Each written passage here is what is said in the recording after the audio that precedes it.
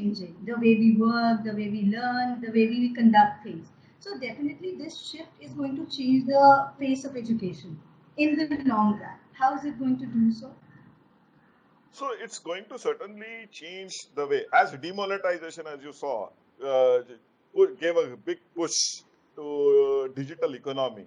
In the same way, this COVID crisis is going to change the way education is done in India. Large number of colleges, even schools will now move towards digital platforms. If you see my son or his friends, they're in 8th standard, 9th standard, they have started using WebEx and Zoom for their classes, right? So this tectonic shift is going to certainly happen, or is happening right now. And COVID crisis has given a huge impetus for implementing these technologies, or for adopting these technologies into education. Another important thing which is really happening, and this COVID crisis is again going to push that, is now there are large number of startups which are into edtech world or edtech scenario, which are offering solutions uh, based on personalized learning or adaptive learning.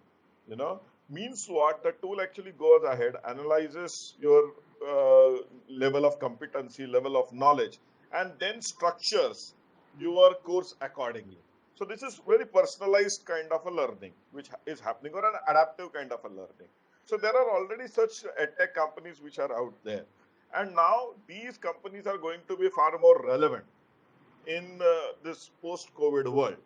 You know, where, for example, I will tell you, because we were very happy with some of these products, tech products, we decided as MHRD and AICT to partner with them. Okay, so we launched about 3 months back. We launched a scheme called as NEAT. Okay, National Education Alliance on Technology. So that was launched in January.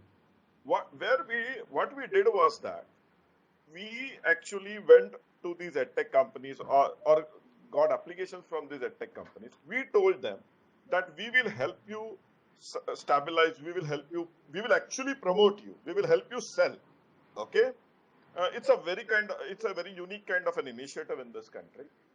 And if we help you sell, and if you get customers because of our efforts, then 25% customers equivalent to the customers which you got because of us, you have to give us for free.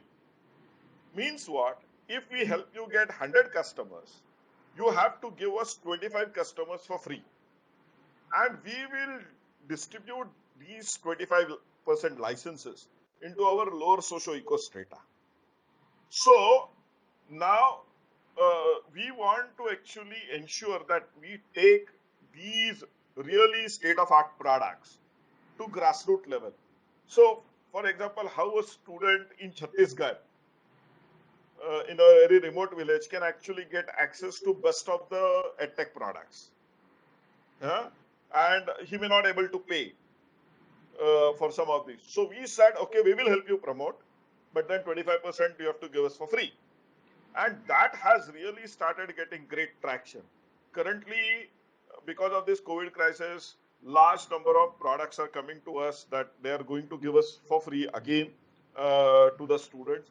And currently, we have more than 70,000 registrations for the various such products because of our efforts.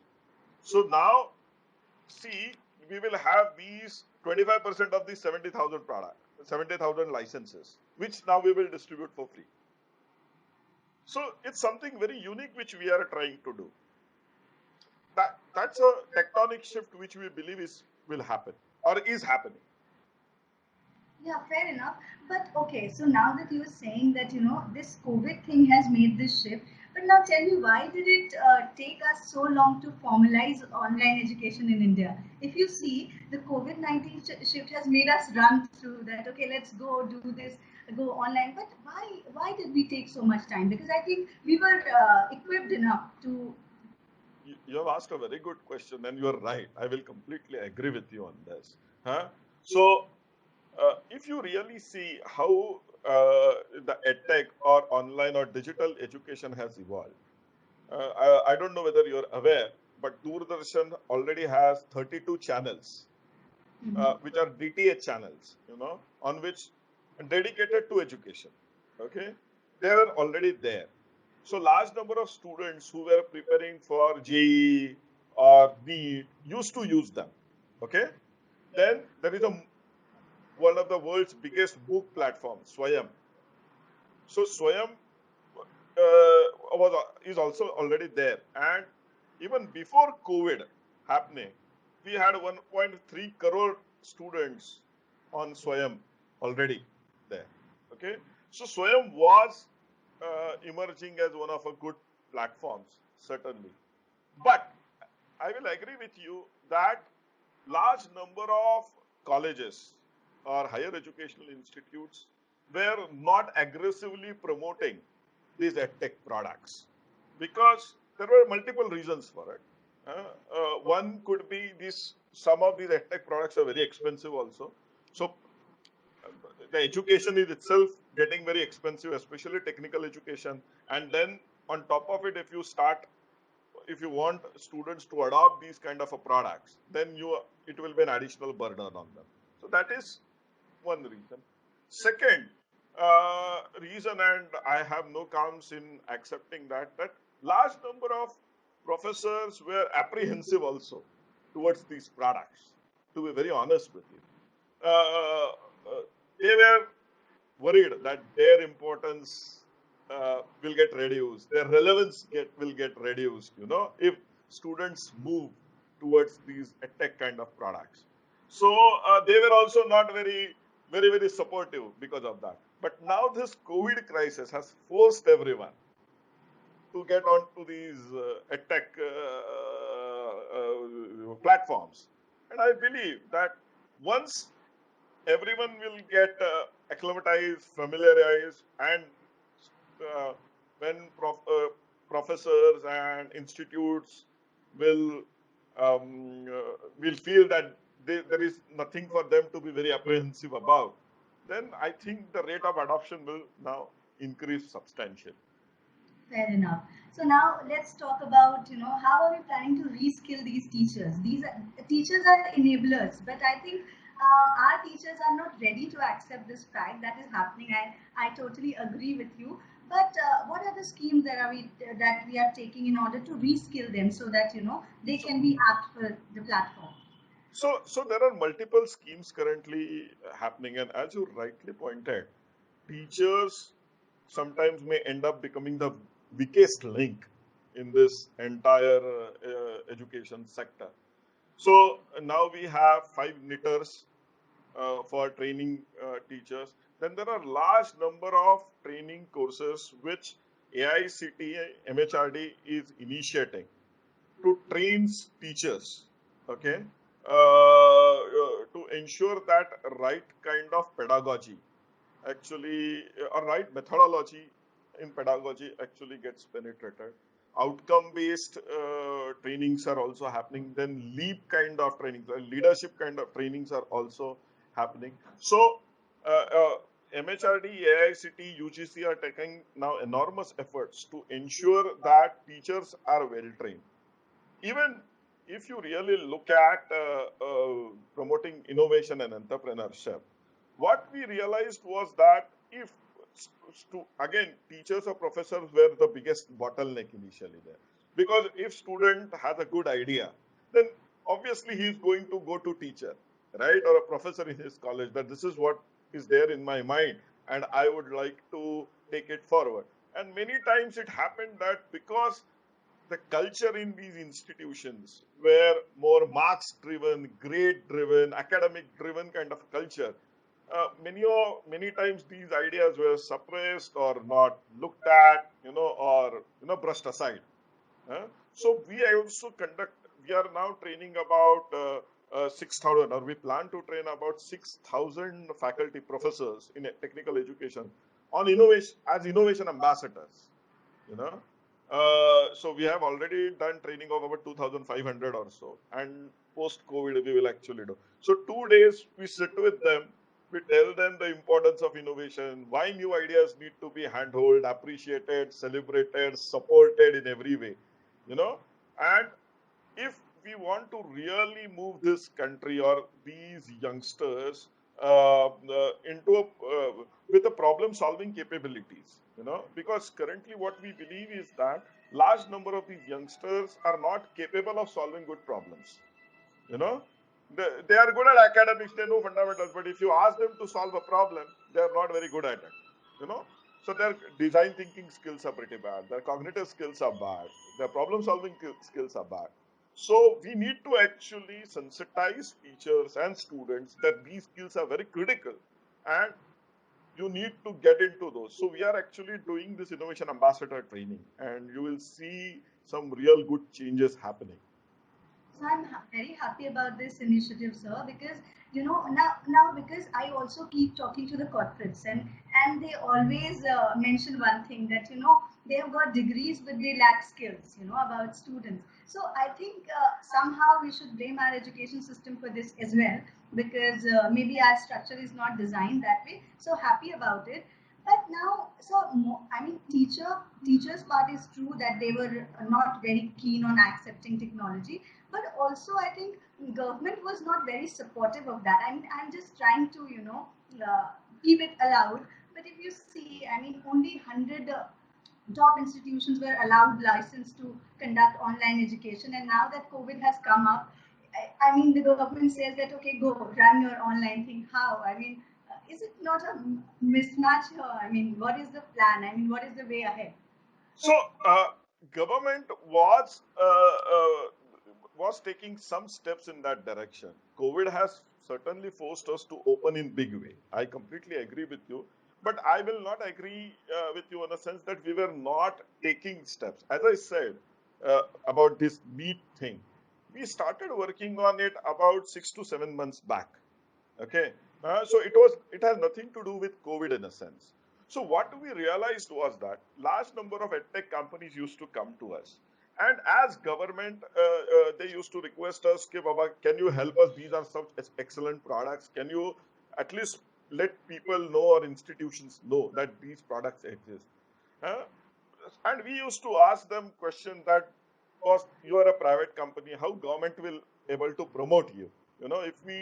If somebody tomorrow comes and asks us that how you are promoting a private company, then it's not a very healthy sign.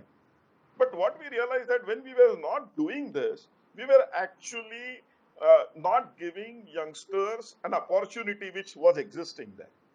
So we said, let's join hands in a formal way with these edtech companies, so that we will able to push good products at the grassroots level. So what we did was that we actually called for applications. We got about 370, 80 companies applying. And then we actually screened them through 3 rounds to actually ensure that the products which we will be recommending are really good and valid, and relevant to these students. So 3 rounds of 3 different committees looked into it to ensure that there is complete transparency, and nobody can raise a finger on the entire process. And after that, we have now listed about 17, 18 products, or 30 products from 17, 18 companies. Sorry. Yeah. So now these products are there. So, and we launched NEET on January 12th, which was before COVID. Okay. Right. So, so, so I will not say that government was not looking into it. Government was looking into it. One. Second, as I said, Swayam, which is our biggest book platform, uh, has 1.3 crore registered users. These are not only from top 100 institutions, right? They are from everywhere. So Swayam was, and there is, and large number of universities also have now started accepting courses of Swayam as credit courses. Okay, so these changes are happening. Only thing is now people are noticing them. Rightly said, sir. So I think, well, I was reading this Harvard University's survey, which stated that until 2022 we will have to follow this social distancing, Yes. right? Which means that we are no time soon going back to traditional mode of education, right? I mean, we might on and off, but otherwise, so are we technologically and mindset wise ready to go all online in terms of higher education for universities as well as colleges? What I have realized in when I interact with large number of youngsters, and people like you, youngsters like you, are most resilient. They they are they can adapt to situation very fast. Okay, they are tech savvy people. They are what we can say technology or digital natives, what you call, right? You are digitally native generation. So I don't think it will be difficult for the youngsters to actually move to online or digital platforms for education. Some students, some faculty might have a problem, and AICT and MHRD has already taken cognizance of that, and we are going to initiate large amount of trainings to push some of these faculties onto digital platform. But one thing is very sure: digital platform cannot replace the one-on-one in classroom experience. Uh, so although digital platforms are important and will have its own relevance, replacing it with a classroom experience will be going too far. So students should come to campus, hang out, learn together, enjoy together. That is also very critical and important. And as you rightly said, the social distancing norms will continue at least till maybe end of 2020, certainly. What Harvard says, I really don't know, and whether that will be really applicable to India, considering our demography and considering our population density. We don't know yet, but let things, we will allow things to evolve. Fair enough. Does this mean that we are going to get along with blended learning anytime soon? Because obviously there'll be a mix of learning, classroom, online. So I mean, somehow the government will also come up with initiative to promote blended learning. Is it? I mean, I think blended learning is started happening around, right? Currently, what colleges are planning, or what schools are planning, they are planning blended learning. They they are saying, okay, let's do these topics which might be easy to cover and those kind of things. We will start with these topics on digital platform, and once these basic restrictions are done, then we will go on to normal classroom mode. So I don't think any of the colleges, institutes are actually planning complete going digital completely. They are getting into blended learning, and I think blended learning is the best way forward. But as you rightly said, that now scheduling and other things are going to be very different. For example, now whether I should have a class of 60 which is currently there, that's the question we really need to ask. you know so whether classrooms of future are, means post COVID, could be of 20 students or 15 students. It could be, so that you maintain basic norms of social distancing also, but you also give that. So I think it will evolve, and let it, and we should allow it to evolve. fair enough, fair enough. So I have one last question for you, sir. So the question says, I mean, it is something around. So there are many universities and colleges that are using online for the first time, right? They have been totally on board rote learning and all of that, right? So now tell me, what is the support that the government is extending to them in order to, help them get through get through it properly. Otherwise, it'll be very difficult for them because they are new to this. So, large. As government, we are talking to large number of these digital companies. As I said, one is NEET. Apart from NEET, Yeah. even, for example, Now Cisco is closely working with us to explore how they can help some of these schools or colleges. With they are giving large number of free licenses support to many of these institutions, so that it's easy for them to actually get onto those platforms. So, as you rightly said, hand holding is going to be required. Zoom. Now, Zoom has become so popular within, especially school education. Although government has put up a what we can say a recommendation that government offices should not use Zoom, but Zoom is good for schools, right? Schools Yeah. and basic colleges.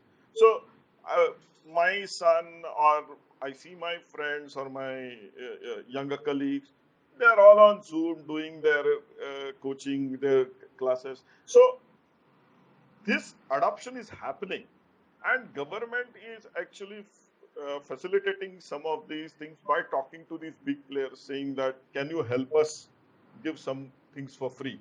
For example, now as NEET again, because that's easy gateway for us, we have made uh, 5 courses which are completely free for all, and we are paying them, those companies.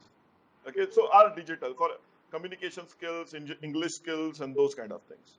Okay, then some basic engineering platforms also or courses are also there. So what we have done is that okay, we will pay you, but just make them open and free for all. So that also we have done. Then there are large number of meetings happening, that how we can use these 32 Swayam Prabha channels for courses, because connectivity is still a problem in the remote part of the country, right? So Technology. everything cannot be based on internet. There it's easy to put a free dish which costs 2,000 rupees, and then everything is there on your television set. So these kind of interventions government is certainly trying to do. Then there are a lot of competitions which are happening, which government MHRD is promoting, where uh, we are asking them to share a large number of institute to share their experience, what unique they have done to take some of these things forward, and then we are sharing those experiences with the others. You know, so these kind of interventions we are trying to do. Thank you so much. So it was definitely, I had many questions for you, and you helped me understand it better. Because what happens is when I go to corporates, they have different set of questions for me. When I talk to regulators, questions are different. So I'm really glad that I could really, really understand this better. Thank you so much for joining me today. Thank you very And much. Really appreciate. thank you, sir. Thank you.